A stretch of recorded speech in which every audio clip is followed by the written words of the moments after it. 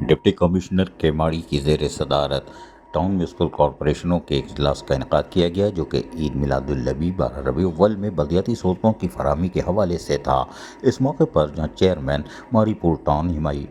ہمایوں خان اور اس کے ساتھ ساتھ میونسپل کمشنر محمد جاوید قمر بھی موجود تھے، جبکہ نذیر احمد بھٹو میونسپل کمشنر بلدیہ ٹاؤن کی بھی موجودگی ظاہر تھی۔ تاہم اس موقع پر چیئرمین ماری پور ٹاؤن ہمایوں محمد خان نے اجلاس کو بتایا کہ ان کی یہاں تو ریم ایمرجنسی پہلے ہی نافذ ہے اور افسران و ملازمین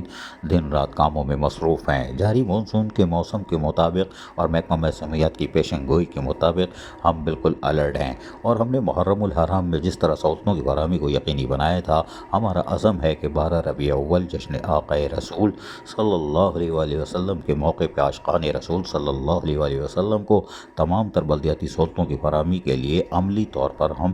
حکمت عملی طے کر چکے ہیں، اور یقینی طور پر یہ بابرکت مہینہ ہے، اور ہم ماضی سے زیادہ کوشش کریں گے کہ عاشقان رسول صلی اللہ علیہ وآلہ وسلم کو تمام تر بلدیاتی سہولتوں کی فراہمی کو یقینی بنایا جائے۔ محکمہ جاتی افسران کو پہلے ہی آگاہ کیا جا چکا ہے۔ محکمہ صحت اور محکمہ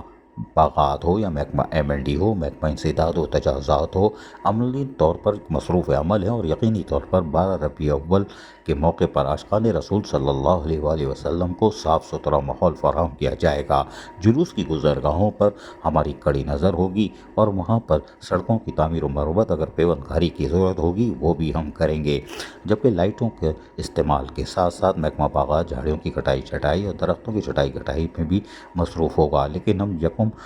ربیع الاول کو ہی تمام کام مکمل کرنے کی کوشش کریں گے۔ اس موقع پر میونسپل کمشنر جاوید قمر نے بتایا کہ ماری پور ٹاؤن کی حدود میں عاشقان رسول صلی اللہ علیہ وآلہ وسلم کو تمام تر بلدیاتی سہولتوں کی فراہمی کا ہم نے عزم کیا ہوا ہے، اور محرم الحرام کی طرح یہاں پر بھی کام کریں گے۔ عزیز عارف، KBS بلدیاتی نیوز، کراچی۔